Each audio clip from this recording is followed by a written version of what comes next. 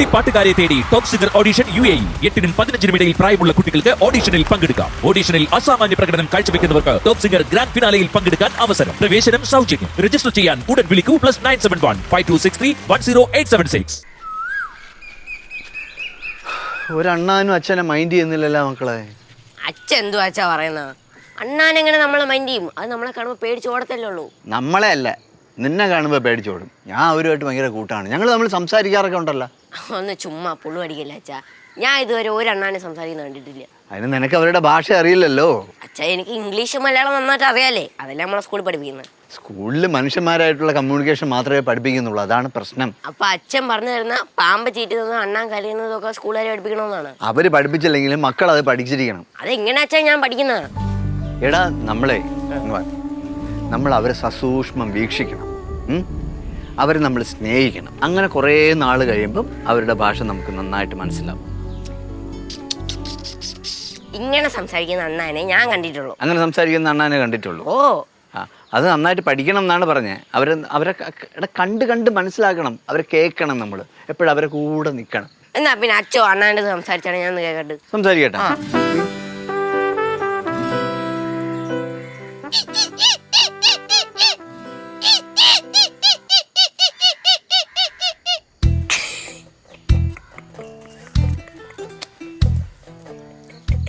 അച്ഛൻ എന്തുവാ അച്ഛാ ഇപ്പൊ പറഞ്ഞ?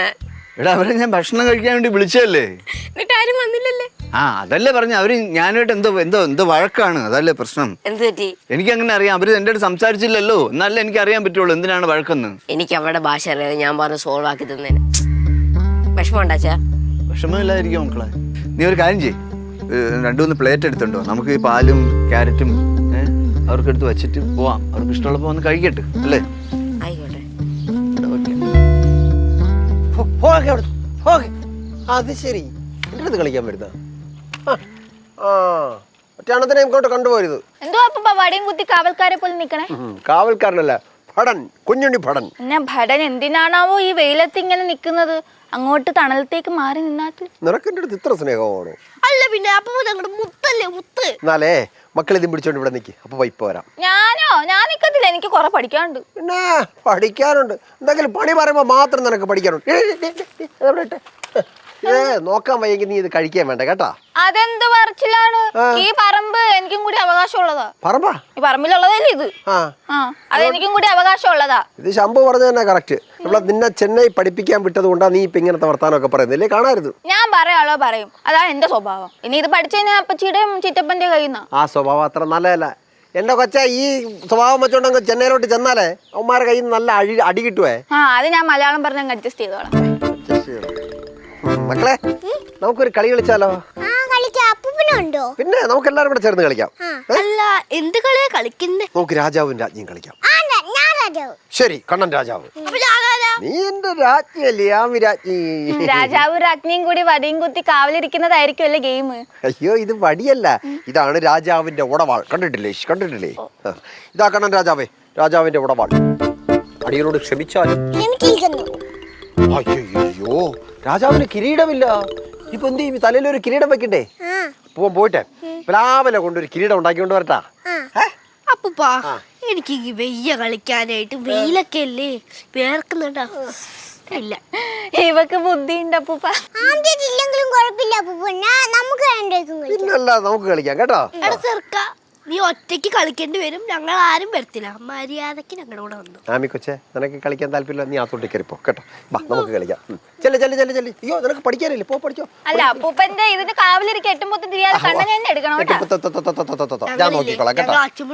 അച്ഛമ്മടുത്തല്ല, അപ്പച്ചെടുത്ത് ഞങ്ങൾ ഓടിച്ചെന്ന് പറഞ്ഞു കേട്ടോ. നീ ചെറുക്കൻ വെയിലത്ത് പോകച്ചേ അവിടുന്ന്. കണ്ണൻ രാജാവേ, അവിടെ ഇരിക്കൂ. അമ്മേ, എന്തോടി അമ്മേ? അച്ഛൻ എന്തിയാമേ? അച്ഛൻ ഇവിടെ എവിടെയെങ്കിലും കാണോടി? അച്ഛൻ ഇത് എന്തിന്റെ സൂക്കേടാ? പുള്ളിയുടെ തുമ്മലും ജലദോഷമൊക്കെ മാറിയടി. വേറെ വല്ല സൂക്കേടുണ്ടോ പുള്ളിക്ക്? അയ്യോ, നല്ല തമാശ. എന്റെ അമ്മേ, എന്റെ ചെറുക്കനെ കൊണ്ടുവന്ന് വെയിലത്ത് നിർത്തിയിരിക്കുന്ന അച്ഛൻ. എന്തിന്? അച്ഛനെ കൊപ്ര നോക്കാൻ വേണ്ടിട്ട്. കണ്ണാപ്പി, അപ്പൂപ്പ മുത്തിനെ വെയിലത്ത് കൊണ്ട് നിർത്തിയോ? കേട്ടല്ലോ. എന്റെ അമ്മയെ ചെറുക്കനെ പറ്റിച്ചു വെച്ചിരിക്കുന്നത് ഈ ഒരു ലൊടുക്ക് കിരീടം ഉണ്ടാക്കി ഒരു വടിയും കൈ കൊടുത്തിട്ട് നീ രാജാവായി ഈ കൊപ്ര നോക്കിക്കോന്നും പറഞ്ഞിട്ട് നിർത്തി അവിടെ. അച്ഛൻ എന്തിയാ അമ്മേ? എടി, ഇവിടെ എവിടെയെങ്കിലും കാണും പിങ്കി. ചുമ്മാ വന്ന എന്റെ മെക്കിട്ട് കുതിര കയറിക്കൊണ്ട് നിൽക്കാതെ എന്റെ അടുത്ത് വന്ന് കുതിര കയറാം. പിന്നെ ആരുടെ പോയി പറയണം ആ വെയിൽ കൊണ്ടിട്ട് കൊച്ചിന് പനിയോ ജലദോഷം വന്നിരുന്നേ എന്ന് പറഞ്ഞേനെ. പനിയും ജലദോഷം വന്ന എന്റെ പൊന്നുമോളാണോടി നോക്കുന്ന ഈ വീട്ടില്? അപ്പൊ വേറെ ആരും നോക്കിയാലും കൊച്ചിന് വന്നോട്ടേന്നാണോ? കൊച്ചിനെ എളി വെച്ചോണ്ട് ഒച്ച എടുക്കരുത്, ഞാൻ പറഞ്ഞേക്കാം. നീ പോയി അച്ഛനോട് ചോദിക്കുന്ന എനിക്ക് ചോദിക്കാനുള്ളത് പോ. ഓ ഞാൻ അച്ഛനോട് ചോദിച്ചോളാം. പറമ്പിൽ എന്തൊക്കെ ജീവികളുണ്ടായിരുന്നാണ്, ഒന്നിനെയും കാണാനില്ല. അണ്ണിക്കുട്ടി, ഡേയ് പിന്നെ എനിക്ക് നിന്റെ ഒരു സഹായം വേണം. ഒരു സഹായം ചെയ്യാൻ പറ്റിയ ഒരു മൂഡിലല്ല അച്ഛാ ഞാൻ. ഏ? സഹായം ചെയ്യാൻ പറ്റിയ ഒരു മൂഡിലല്ല ഞാൻ. മക്കളെ, നീ വലിയ പക്ഷി സ്നേഹിക്കല്ലേ. ഞാൻ അവിടെ ഉണക്കായിട്ടിരുന്ന കൊപ്രം മുഴുവൻ കാക്ക ഒത്തിക്കൊണ്ട് വിടാ. ഈ കാക്ക വരാതിരിക്കാനുള്ള എന്തെങ്കിലും ഒരു വഴി പറഞ്ഞ. എന്തോന്ന് സംസാരം വെച്ചാ? നമുക്ക് വേണ്ടി മാത്രമുള്ളതാണോ ഈ ഭൂമി? അവർക്കും കൂടെ അവകാശപ്പെട്ടതല്ലേ, അവർക്കും ആഹാരം കഴിക്കണ്ടേ? അവർക്ക് ആഹാരം കഴിക്കണ്ടേ? ഞാൻ ഉണക്കായിട്ടിരുന്ന കൊപ്രയാണോ കാക്ക വന്ന് കഴിക്കാനുള്ളത്? അച്ഛൻ ഇങ്ങനെ മനസ്സാക്ഷി ഇല്ലാത്തവരെ പോലെ സംസാരിക്കല്ല അച്ഛാ. ഇങ്ങനെ സംസാരിക്കുന്നതുകൊണ്ടാണ് മറ്റ് പല ജീവജാലങ്ങളും ഈ ഭൂമിയിൽ നിന്ന് അപ്രത്യക്ഷമാകുന്നത്. അച്ഛൻ അറിയാമോ? ഇയാൾ കൂടുതൽ ഫിലോസഫി എന്നും പറയാതെ എന്നെ സഹായിക്കാനുള്ള എന്തെങ്കിലും ഒരു വഴി പറഞ്ഞു തടാ മക്കളെ. അവർക്ക് ദോഷം ഉണ്ടാവുന്ന ഒരു പ്രവൃത്തിയും ഞാൻ ചെയ്യൂല അച്ഛാ. അങ്ങനെ ഒരു ഐഡിയ അച്ഛൻ എൻ്റെ ഒന്ന് പ്രതീക്ഷിക്കണ്ട. ഉറപ്പാണോ? ആ ഏ? ആ നീ കുറച്ച് കഴിഞ്ഞിട്ട് അച്ഛാ ഇച്ചിരി വെളിച്ചെണ്ണ തരുമോ, തലയെ പൊട്ടണം, ദേഹത്ത് പൊട്ടണം എന്ന് പറഞ്ഞുകൊണ്ട് അങ്ങോട്ട് വാ. അപ്പം ഞാനും ഇതുപോലെ ഫിലോസഫി ഉരുട്ടി അങ്ങ് തിരിച്ച് തന്നേക്കാം. അവർക്കും നമുക്കും ദോഷമല്ലാത്ത ഒരു സംഭവം ഞാൻ അച്ഛന് പറഞ്ഞുതരാം. അതെന്തോ സംഭവം? നമ്മളെന്തായാലും തേങ്ങ എടുത്തു, ആ അത് ഉണക്കാനിട്ടു. ആ ഇനി അത് വാരി ചാക്കിലേക്ക് ഇടണം. ഇട്ടു. ഇനി അതിനെ ഒരു കെട്ട് കെട്ടി നമ്മൾ നേരെ മില്ലിൽ കൊണ്ടുപോകണം. മില്ലില്?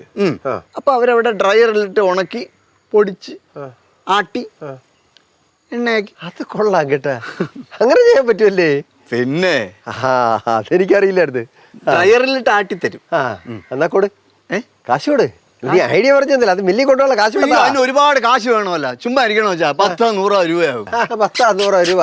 അങ്ങനെ കാശ് മുടക്കി കാര്യങ്ങൾ നടത്തേണ്ട കാര്യമൊന്നും എനിക്കില്ല. അങ്ങനെ വേറൊരു കാര്യം ഞാൻ പറയാം. ഈ ഉണക്കായിട്ടേക്കുന്ന സ്ഥലം ഉണ്ടല്ലോ, അവിടെ അച്ഛൻ കാവലിക്കണം. എടീ ഞാൻ കാവലൊന്നും മടുത്തടേ, ഭയങ്കര വെയിലവിടെ. ഞാൻ കുറച്ചു നേരം കണ്ണനെ പിടിച്ച് അവിടെ ഇരുത്തി എന്ന് പറഞ്ഞിട്ട് പൈങ്കിളിനെ പറയാവട്ട് ബാക്കി വെച്ചിട്ടില്ല. അപ്പൊ ഒരു കാര്യം ചെയ്യും അച്ഛാ, സുമേഷ് ചെറുക്കനെ പിടിച്ചു നിർത്തണം. നിനക്കൂടെ എന്താണ് പണി? ഞാൻ ഇവിടെ തെക്ക് വടക്ക് നോക്കി ഇരിക്കല്ല അച്ഛൻ, ചുമ്മാ ഇരിക്കണം അച്ഛാ. തെക്ക് വടക്ക് കുറച്ചുകൂടെ കഴിഞ്ഞിട്ടേ കിഴക്ക് പടിഞ്ഞാറ് കൂടെ നോക്കിക്കൊണ്ട് ഇവിടെ ഇരുന്നോ കേട്ടോ. സഹായം ചെയ്യരുത് കേട്ടാ. അച്ഛൻ എന്റെ അണ്ണിക്കുഞ്ഞിനെ കാണാനില്ല, അച്ഛൻ അറിയാമോ?